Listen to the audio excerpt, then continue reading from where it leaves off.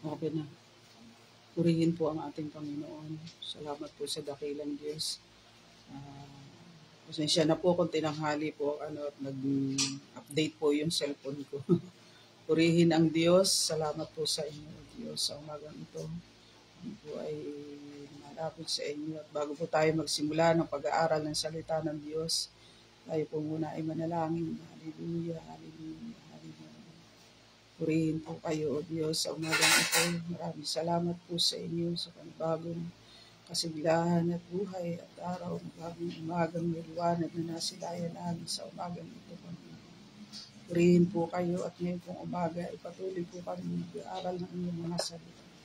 Basbasan niyo po ang inyong mga salita at pagpalain nawa sa bawat isa sa amin. Iyan niyo po kayo ang mapalaguran namin at maluwalhati at ang banal niyong presensya, O Diyos, ay naanyayahan namin sa umagang ito ang iyong pagkilos at paggawa, Panginoon, sa aming pag-aaral na ito, O Diyos. Kayo po ang mabigyan namin kapurihan ngayon at kayo ang aming mabigyan kalwalhatian. Salamat po, Ama. Purihin kayo, O Diyos, sa kapangyarihan ng pangalan ng Panginoong Hesus, sa kapangyarihan ng Banal na Espiritu. Salamat po, salamat po, salamat po sa pangalan ng Hesus. Amen.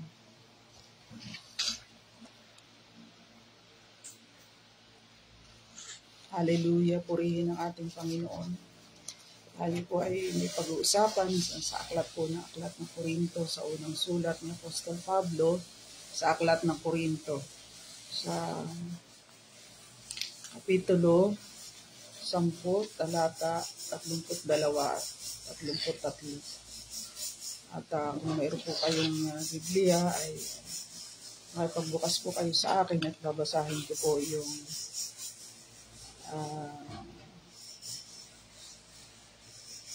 unang Korinto chapter 10 verse 32 and 33.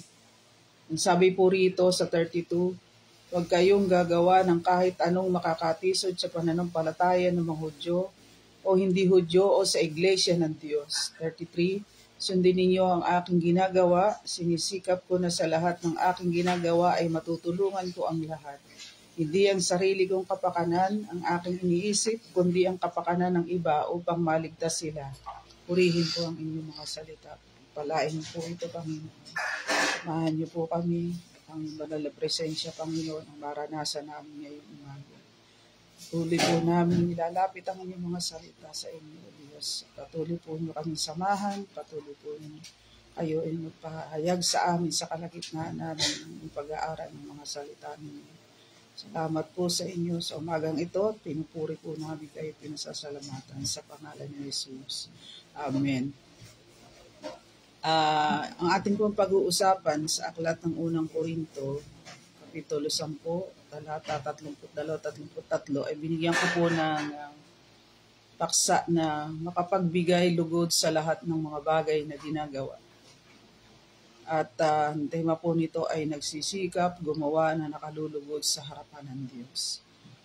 Ito pong ang Korinto ay unang sulat ni Apostol Pablo. Ang layunin po ng sulat ni Pablo sa mga taga-Korinto ay talakayin ang mga problema ng buhay at pananampalatayang Kristiyanong itinatag ni Pablo ng panahon sa aklat ng Korinto. Bilang isang apostol at lingkod ng Diyos, sinisikap niyang makagawa na mapaluguran ang Diyos at ginagawa niya ito para sa kapakanan ng marami sa ikaliligtas. At marami pong mga bagay na paalaala sa iglesia sa Korinto, si Apostol Pablo, para sa kalwalhatian ng Diyos, yung makapagbigay lugod sa lahat ng mga bagay na ginagawa at bawat mga mananampalataya sa Korinto. At marami pa pong iba sa aklat ng Roma. Nakikita po natin kung paano inihayag ni Apostol Pablo sa mga mananampalataya ng Diyos ang kanyang layunin. Ito kaya isinulat sa kanila. Kaya po sabi rito, ang layunin nito ay ginagawa ni Pablo para matulungan ng lahat ng tao at maging halimbawa ang kanyang ginawa para sa kapakanan ng marami sa ikaliligtas.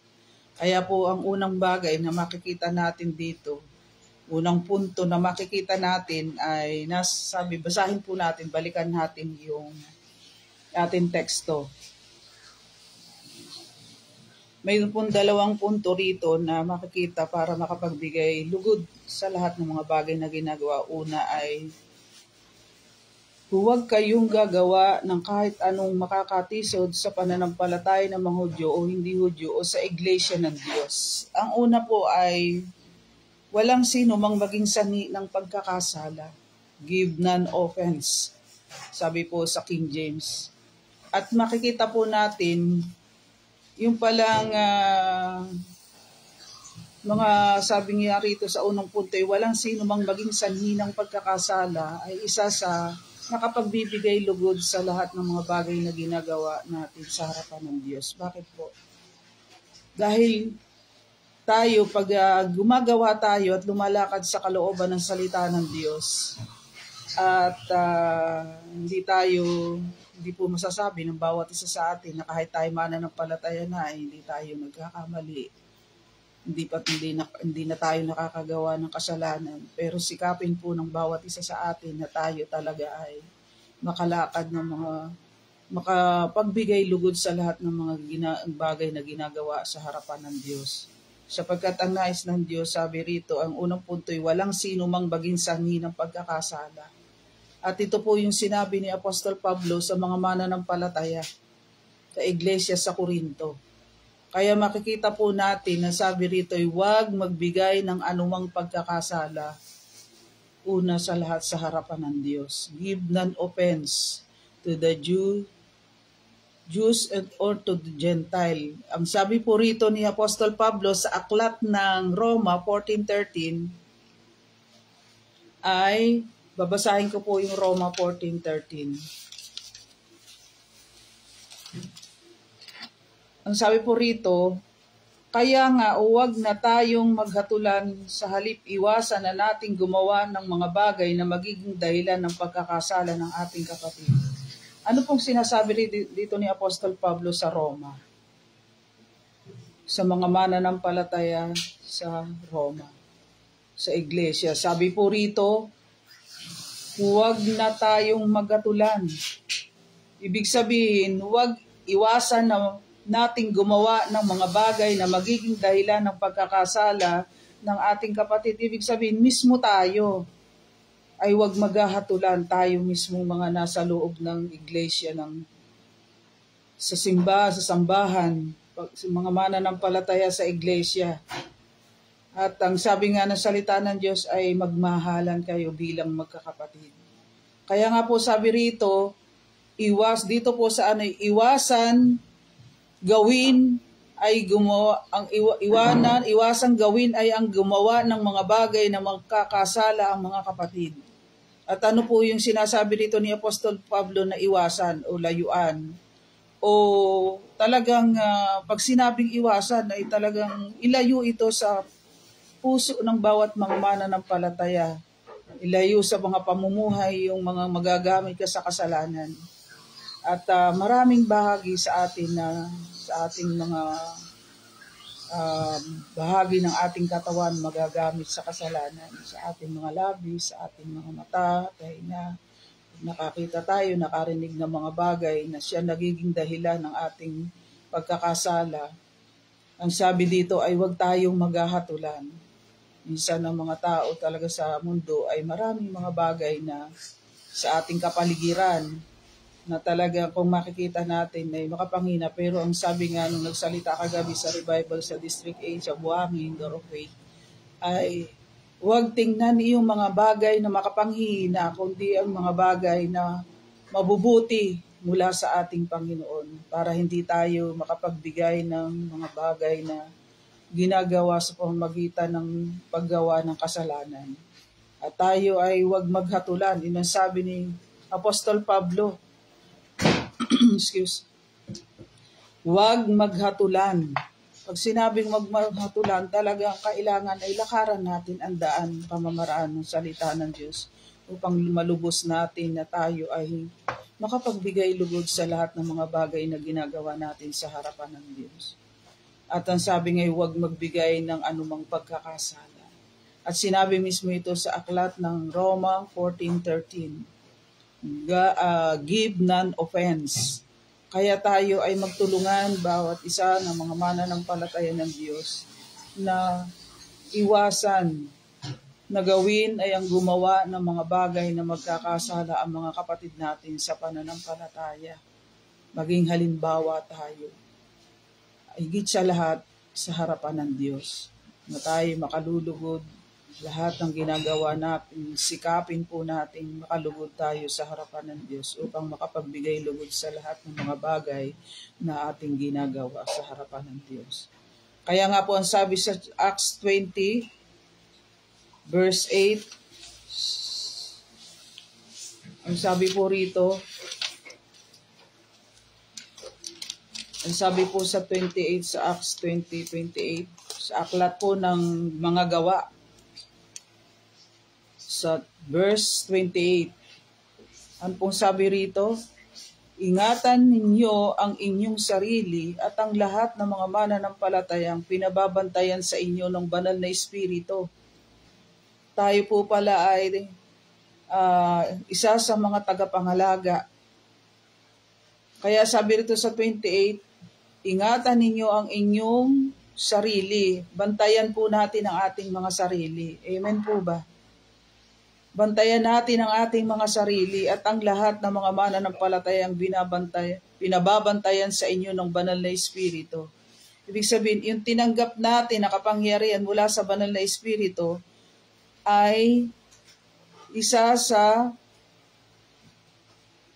natanggap natin. Dahil kung nasa atin ang banal na Espiritu ng Diyos, siya ay makapag-iingat sa ating mga sarili. Amen po ba? Kung namumuhay tayo na nasa atin ang banal na Espiritu ng Diyos, yung lahat na pinababantayan ng mga mananampalataya, lalo na sa loob ng iglesia, sa loob ng sambahan, sa mga kapatid sa Panginoon, sa mga kapatid sa pananampalataya, isa tayo na kinakailangan ay ingatan natin yung ating sarili upang tayo maging ehemplo para sa kanila. Maging halimbawa tayo.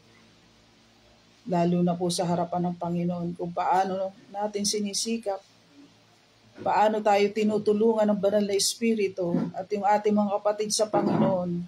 Hindi lang po mga tagapanguna ang kinakailangan talagang makapamuhay ng ayon sa harapan ng Diyos, kundi tayong mga magkakapatid sa Panginoon ay mag-ibigan sa isa't isa. At ingatan natin yung ating mga sarili. Bantayan po natin ang ating mga sarili. Ay minsan pa naman ngayon ay mga pagbibiruan, kahit sa pagbibiruan sa loob ng sambahan, ay kinakailangan po iniingatan natin ang ating mga sarili. Babantayan po natin. Sapagkat tayo mismo ang katiwala ng Diyos sa lahat ng mga mananampalataya sa pamamagitan ng banal na Espiritu. May pinababantayan po sa atin. Bakit? Dahil ang banal na Espiritu ay tinanggap na natin galing sa Panginoon. At siya ang tutulong sa atin. Kaya araw-gabi, humingi tayo ng tulong sa kapangyarihan ng banal na Espiritu para yung mga kapatid natin sa Panginoon sa loob ng iglesia, sa mga mananampalataya, ay tayo mismo ang maging halimbawa sa kanila. Kaya po lagi nating, ang una pong sinabi rito ng Apostol Pablo sa mga mananampalataya, mga apostol at lingkod ng Panginoon, ay ingatan ang ating mga sarili. Bantayan sa inyo, pag pinababantayan sa inyo ng banal na Espiritu. At sino po yung pinababantayan? Yung pong mga sarili natin. Yung mga mananampalatayang pinababantayan sa atin ng banal na Espiritu. At pangalawa po, pangalagaan ninyo ang iglesia ng Diyos na kanyang tinubos sa pamamagitan ng sariling dugo. Makikita po natin yung nais ng Panginoon sa atin na talagang tayo ay mismong tayo yung pinagtiwalaan ng Diyos para pangalagaan ang iglesia ng Diyos sa na kanyang tinubos. Ibig sabihin, pangalagaan ang mga lingkod ng Panginoon. Ito po yung i-address po sa mga tagapanguna, hindi lang sa mga tagapuna, kundi sa mga mananampalataya ng Diyos na pangalagaan ninyo ang iglesia ng Diyos na kanyang tinubos sa pamagitan ng sariling dugo. Maraming bagay na itinuturo sa atin sa pamamagitan at pamaraan na daan ng Diyos na si Apostol Pablo para ituro ang mga bagay na ito para makapagbigay lugod tayo sa mga bagay na ginagawa natin sa harapan ng Diyos. Amen po ba? Una, pinababantayan ng Panginoon yung mga mananampalataya. At ang pangalawa ay pangalagaan ang iglesia ng Diyos na kanyang tinubos. Ang tinutukoy po dito ay ang mga lingkod na tinawag ng Diyos, yung mga pinili ng Diyos, yung mga mananampalataya ng Diyos dahil sila ay tinubos sa pamamagitan ng sariling dugo ng ating Panginoon. Kaya po tayo ay isa sa patuloy na inihahatid ni Apostol Pablo ng mga alagad ng Panginoon, mga apostol ng Panginoon sa aklat ng mga gawa. Na iyong mga mananampalataya, pinababantayan natin sa atin ng banal na Espiritu ay ang ating pong mga sarili ay ingatan natin. Ingatan natin, iwasan natin ang makagawa tayo ng mabuti sa harapan ng Diyos. Makagawa tayo ang ating nilalakaran ay ang salita ng ating Panginoon. Siyang daan ng Diyos sa ating mga buhay. Siyang lakaran natin, yung daan ng salita ng Diyos para tayo ay makapagbigay lugod sa mga bagay, sa lahat ng mga bagay na ginagawa natin sa harapan ng ating Panginoon. At kung ang Panginoon ay ating binibigyan ng kaluhuran, lubos na makikita ng ating mga kapatid sa pananampalataya, lalo na sa loob ng iglesia sa mga mananampalataya. Tayo ay isa sa magiging halimbawa at larawan nila para lalo nating maakay sila sa harapan ng ating Diyos. At kung tayo, sabi nga ni Apostol Pablo, hindi man doon sa aklat ng Bagong Tipan na hindi man ako magsalita ng mga bagay sa kanila, ay nakikita sa buhay niya yung buhay na paglilingkod sa Panginoon na nakalulugod sa harapan ng Diyos. Hindi man siya magsalita, makikita sa kanyang buhay at ang mga tao nasa kapaligiran niya ay makikilala nila ang Diyos sa buhay ni Apostol Pablo na isa sa mga lingkod ng Diyos. Salamat po sa ating Panginoon at ang sabi po doon sa unang Korinto 11:22,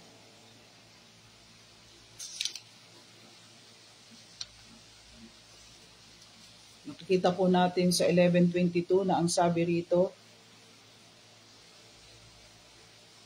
ni Apostol Pablo sa mga taga-Korinto, mga mananampalataya, wala ba kayong sariling bahay upang doon kumain at uminom? Sa ginagawa ninyo, nilalait ninyo ang iglesia ng Diyos at tinihiya ang mga may hirap. Ano ngayon ang gusto ninyong gawin ko? Purihin kayo? Aba, hindi. Yun ang sabi sa aklat ng unang Korinto, chapter 11, verse 22. Alam po ba ninyo, bakit ganun ang sinabi ni Apostol Pablo? Nangangaral siya sa mga taga-Korinto. Pinapakita nila yung mga gumagawa ng ganitong bagay ay hindi pinapahalagahan ng iglesia ng Diyos, ay hindi kapuri-puri. Pag hindi natin ginagawa at hindi natin pinapahalagahan ang mga nais ng Diyos na pagawa sa atin at makapamuhay tayo na nakalulugod sa harapan ng Diyos sa lahat ng ating ginagawa, ito ay hindi kapuri-puri. Ito ay ginagawa, ay nilalait ang iglesia ng Panginoon.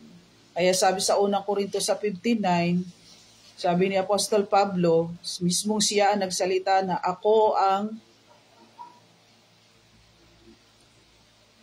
pinakahamak sa mga apostol at hindi nga ako karapat-dapat tawaging apostol dahil inusig ko ang iglesia ng Diyos. Mismo nakita at kinilala ni Apostol Pablo yung kanyang sarili dahil isa siya na naging mang-uusig ng mga mananampalataya. Kaya nawa tayo ay huwag maging dahilan ng ikatitisod ng mga mananampalataya. Sabi doon sa ating pinag-uusapan sa teksto natin sa aklat ng Korinto na huwag tayong gagawa na ikatitisod ng mga mananampalataya. Kaya mismo si Apostol Pablo ay nagsalita at sinabi mismo niya sa aklat ng unang Korinto sa chapter 15 verse 9, ako ang hinahamak, pinakahamak sa mga apostol at hindi nga ako karapat-dapat tawagan ng Diyos. Ano pong ipinapakita? Hallelujah. Mismo siya isang naging daan ng manghuusig ng mga mananampalataya. Isa pa nga siya sa pumapatay doon sa mga mananampalataya at lingkod ng Diyos. Kaya siya mismo ay nakita niya yung kanyang sarili na siya hindi karapat-dapat. Pero sabi nga ng salita ng Diyos sa aklat ng Juan, chapter 1:12, ang sino mang sumampalataya at tumanggap sa akin, inari ko ng maging karapat-dapat na maging aking anak. Kaya po isa si Apostol Pablo, bagamat siya ay naging mang-uusig ng mga lingkod ng Diyos, nung siya'y tawagin, pinili ng Panginoon, doon niya kinilala ang Diyos na siyang tagapagligtas ng kanyang buhay. Amen po ba? Kaya ang pangalawang punto sabi sa Korinto, sa chapter 33, sa verse 33, sundin ninyo ang aking ginagawa, sinisikap ko na sa lahat ng aking ginagawa ay matutulungan ko ang lahat. Hindi ang sarili ko ang kapakanan ng aking iniisip, kundi ang kapakanan ng iba upang maligtas sila. Ano po yung sinikap ni Apostol Pablo? Nagsikap po makagawa na siyang makapagdudulot sa ikaliligtas ng lahat ng tao, ng iba nating mga mananampalataya. Kaya anong sabi sa Roma 15:2? Babasahin ko po ang Roma 15:2.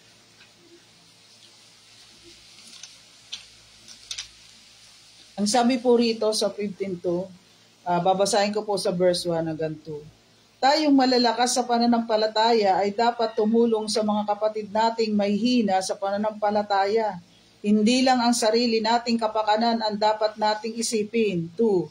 Kundi ang kapakanan din ng iba para mapalakas ang kanilang pananampalataya. Amen po ba? Ano pong sinasabi rito sa aklat ng Roma? Sabi rito sa verse 1, tayong malalakas sa pananampalataya ay dapat tumulong sa mga kapatid nating mahihina. Ibig sabihin mismong tayo. At ito ay ini-address po ni Apostol Pablo sa mga taga-Roma, na mananampalataya, na mismong tayong malalakas sa pananampalataya dapat tumulong sa mga kapatid nating mahihina. Hindi lang ang sarili nating kapakanan ang isipin, kundi ang kapakanan ng iba para mapalakas naman ang pananampalataya nila. Iyon po yung pinangaral ni Apostol Pablo sa mga mananampalataya sa Roma noong panahon na iyon. Palakasin ang kanilang loob, palakasin ang kanilang mga pananampalataya at tinuturuan sila na tumulong sa mga kapatid nating mahihina. Kaya po tayo mismo ang isang magiging daan ng Diyos para magawa natin itong tamang daan at lalakaran ng salita ng Panginoon, na tayo'y makatulong sa mga kapatid natin mahihina at hindi lang sa sarili nating kapakanan ang iisipin. Kaya po tayo ay mapagdamay sa ating mga kapatid sa Panginoon, lalo na't nakikita natin sa loob ng iglesia na mga mananampalataya ay talagang dumadaan sila sa iba't ibang mga sitwasyon na kanilang mga kabigatan o anumang mga sitwasyon na nararanasan nila at tayo po mismo ang gagamitin ng Diyos ng mga mananampalataya at tutulong sa ating mga kapatid na mahihina. Hindi lang pinapahayag po ni Apostol Pablo dito na hindi lang ang sarili nating kapakanan ng isipin, kundi ang kapakanan ng iba para mapalakas naman ang pananampalataya nila. Kaya po tayo ay magpalakasan. Hindi nga po sabi ay hindi maghahatulan, kundi mag-ibigan sa isa't isa bilang magkakapatid sa Panginoon. Amen po ba? Kaya po ang bawat isa sa atin ay magbigay lugod sa kanyang kapwa, sa kanyang ikabubuti at sa ikatitibay, sabi po sa salin ng King James Version na Bible. Bawat isa sa atin ay magbigay lugod sa kanyang kapwa, sa kanyang ikabubuti, sa ikatitibay. Kaya mismo po tayo ay kinakailangang magsikap na makapagbigay lugod sa harapan ng ating Panginoon sa lahat ng mga bagay na ginagawa natin. Sabi nga sa English sa King James, let every one of us please his neighbor for his good to edification. Napakabuti ng ating Panginoon. Sabi nga sa verse 3 ng Roma chapter 15 verse 3, maging si Kristo ay hindi hinangad ang sariling kapakanan, kundi ayon sa kasulatan, ako ang tinanggap ng pang-insultong ginawa sa inyo. Kaya, imbis na tayo yung tatanggap ng pag-insulto, ang Panginoong Hesus po ang tumanggap nito, alang-alang para sa ating ikaliligtas. Amen po. Amen po ba? Kaya ang sabi rito sa Roma 11:14, ano sabi ni Apostol Pablo rito? 11:14, ang sabi po, baka sakaling sa pamamagitan nito ay magawa kong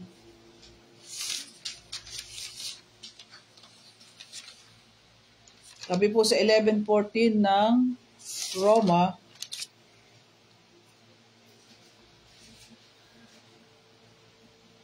natisod ang mga Hudyo dahil hindi sila sumampalataya kay Kristo.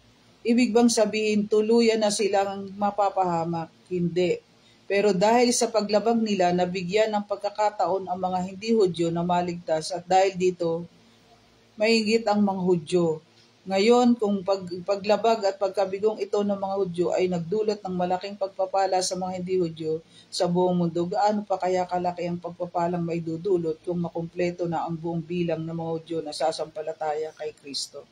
Kaya purihin po ang ating Panginoon, sapagkat si Apostol Pablo ay nagkaroon siya ng desire sa puso na ipangaral ito at ipaabot sa mga mananampalataya upang sila ay maingatan at mabantayan ng sarili. At hindi po lamang sa mga mananampalataya sa iglesia sa Corinto po ito isinulat, kundi sa bawat isa sa ating mga mananampalataya ng Diyos. Amen po ba?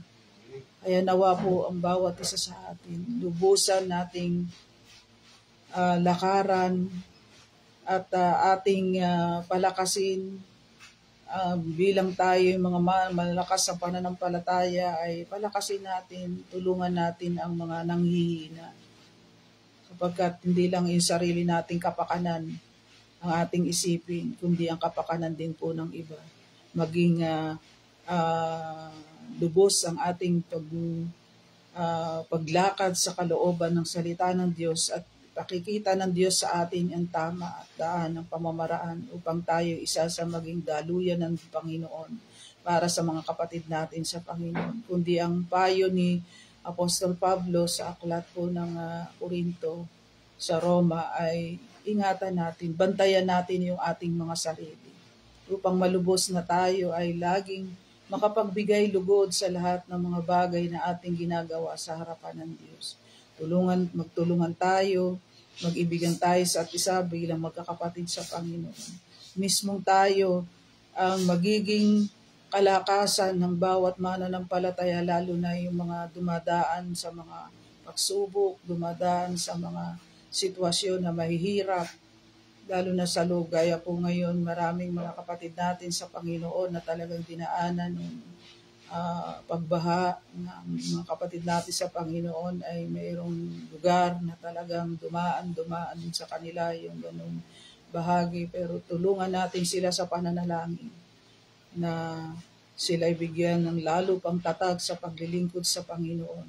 Tayo ang mismo pang tutulong sa kanila sa pamamagitan ng pananalangin, matutulungan natin sila at ang Diyos naman po yung gagawa at kakatagpo ng kanilang mga pinagdaanan na mga nangyari po, Panginoon. Salamat po sa inyo mga kapatid at nawa ang mga mensaheng ito ng ating Panginoon na inihatid ni Apostol Pablo at ito ay nakita sa kanyang buhay at yung kanyang naranasan bilang lingkod ninyo, O Diyos, ay pinahayag ninyo sa mga mananampalataya, hindi lang sa Corinto, hindi lang sa Roma, kundi sa aming mga lingkod ninyo na inyong mga pinili tinawag na sumampalataya sa inyo ng buksan niyo ang aming mga puso at maibigay namin ng may buong puso sa inyong harapan upang kami maging daluyan niyo na makapagbigay lugod kami sa lahat ng mga bagay na ginagawa namin sa inyong harapan. Kaya po sa umagang ito, napapasalamat po